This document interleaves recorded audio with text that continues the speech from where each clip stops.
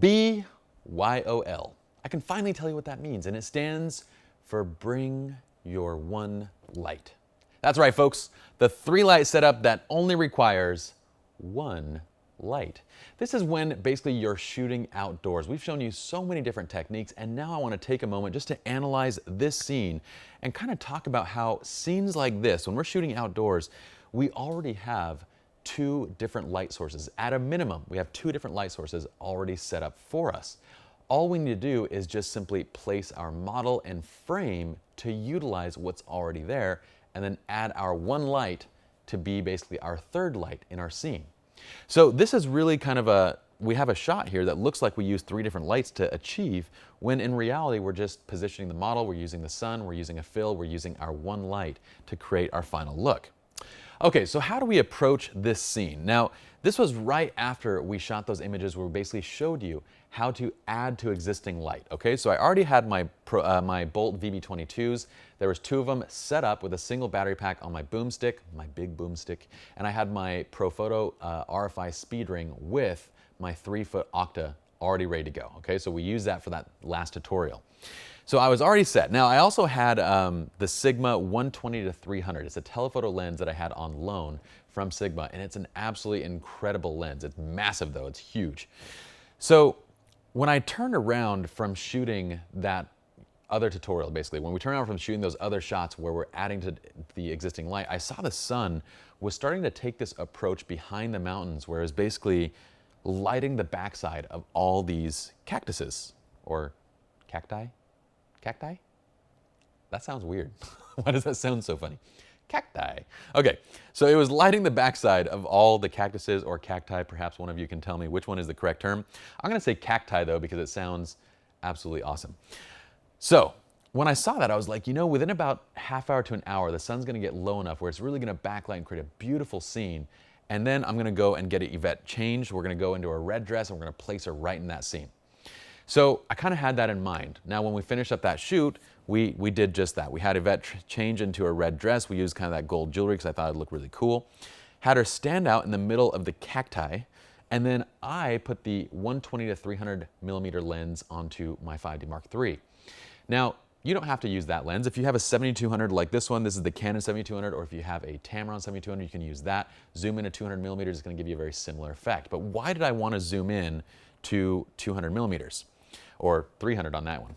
Well, my composition, basically, if we go to composition and attributes, the first thing that I wanted was to compress all of the cacti in that scene up close to the model. I wanted to pull that background in, or at least have that illusion of that effect. Remember that kind of, you know, a telephoto kind of creates that look where the background is going to be closer to the model. And it's not actually a telephoto, it's the distance that you are from the subject. So the distance that you are from the subject when you shoot the shot is what actually is creating that effect. But let's not get into the technical. Let's just say that a telephoto gives you a great compression effect on the background. So I'm standing really, really, really far away from our subject. I'm like 50 to 100 feet maybe from Yvette, zoomed in at 300 millimeters, and I have this beautiful composition right here where I want her smack dab in the middle of the frame, just commanding this scene. She's like my cacti goddess, if you will. I like that word. That's even, if there were a better word than cacti, it would be cacti goddess. That's a better word than cacti, or a better phrase. Okay, so as far as my camera settings or the attributes that I need for this particular shot is I wanted to stop down the aperture, because zooming in at 300 millimeters means that if I'm shooting at f2.8, which that lens can shoot at f2.8, it's ridiculously large in its front opening. But if I were to shoot at f2.8, not only are we going to smush the entire background into complete oblivion, it also is going to require me to have a high-speed sync or a neutral density filter. I don't have a neutral density filter that would cover that large of a lens opening. That was massive. And I was using the Bolt VB22s on my Profoto RFI speed ring. So all I have is my pocket wizards that are triggering everything manually, right? So I don't have high-speed sync. Okay, so I used f7 because that got me to my sync speed. Now looking back on the image after I got it into post, I should have gone to like f11 or f14 even to get more background, because the background was awesome, it was fantastic. And I like it with a little bit of blur to it, but I almost find that there's too much blur. I want to see more of that detail. But anyway, that's neither here nor there. We always look at things in hindsight. It's hard to see, you know, on the back of your screen what the background actually looks like. And so it's always a good idea, you know, when you're shooting an image like this, shoot it at a couple different aperture settings so that when you get it into post, you can choose your favorite. But that's just kind of one of those things that you realize in hindsight. So at 7.1, we get a great sharpness, we get more depth of field in the background. Our synchronization is now okay because we're now at 1/200 of a second, and we're shooting at ISO 50, by the way. So I'm again using my ISO just to drop down to 50, so that way we can again just lower the ambient just a little bit while keeping our sync speed of 1/200 of a second. Ambient light exposure looked great. Again, I'm shooting kind of down on her just a little bit so that I'm not getting any of the sky behind her. So I'm leaving that ambient background just kind of nice and exposed for the highlights. So we're not blowing out any of the highlights, and we're letting the shadows kind of be shadows. So it looked great. And I wasn't, you know, exposing for any sky, so I just kind of left it right there. So it looked fantastic. The existing light. Okay, so let's talk about the light and the direction, okay? So how we end up choosing this shot. Well, I shot the first image, so I'm always gonna take my test shot, right? My test shot right here. I shot the first image, again, f7.1, 1/200 of a second, ISO 50. Ambient light only, flash not fired. I have her doing exactly what I want her to do for this shot. And this was actually taken back to back. So this was actually taken first. This was just popped right afterwards with the flashes turned off. But we'll just say that this was my test shot, because I took another shot that was a test shot, but she wasn't in the exact pose. I thought it looked nicer with her in the exact pose. So I ended up getting an image of her. The background, everything was exposed well. I liked it all. I liked that center composition. I liked everything about it. What I noticed was that obviously, number one, she's dark, right? So she's not dark like complexion. She's just dark as in exposure. Come on, people. Okay, so we need to add light to her to get her up, to bring up her brightness and to make her the bright point and to kind of command the scene. But how do we choose the light direction? Well, let's go backwards. Let's start with the light quality, okay? For this particular shot, we're going for a fashion type shot, a fashion beauty-esque type look for this scene. So a large modifier that's gonna soften the light is gonna be ideal. Hence, our ProPhoto RFI, the 3-foot Octa, is gonna be perfect. It's already set up, it's ready to go, so that's gonna give us the light quality that we want for her. But what direction should we choose?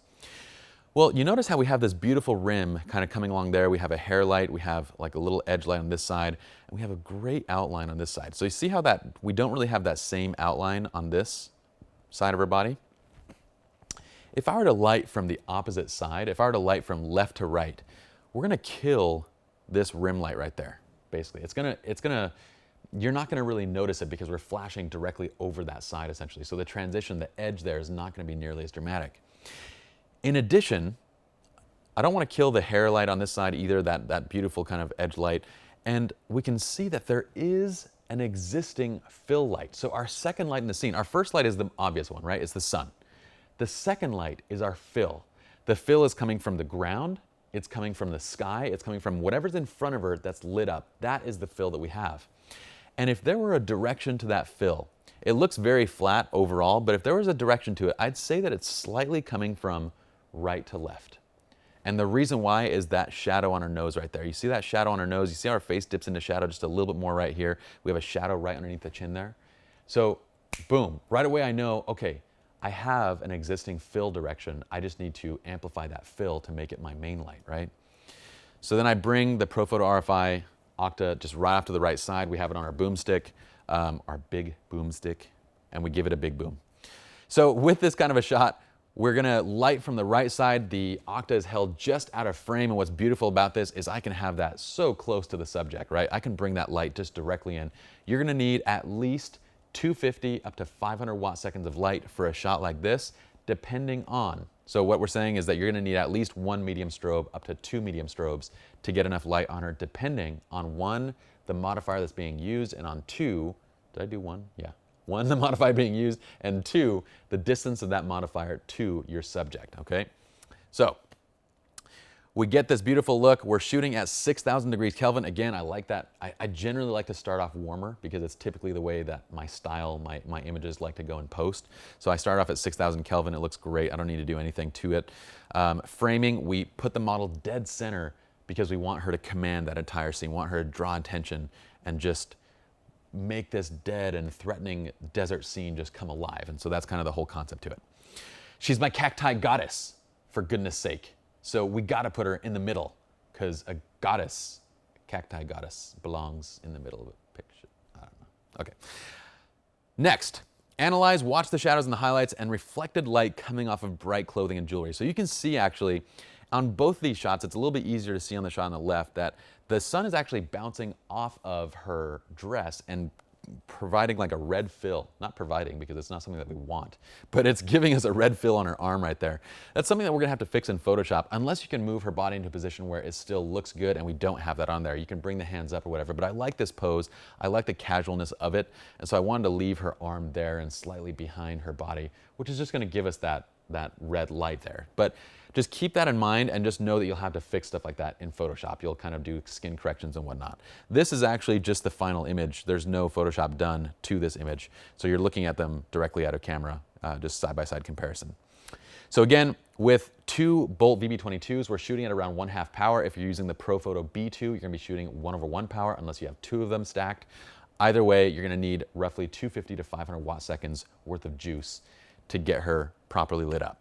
Okay, so just analyze the shadows and the highlights closely, move the face into the position that you want, and from this scene now, you can see that we have a 3-light setup. We have a backlight, which is basically giving us our rim, our hair light, our background light. We have everything there.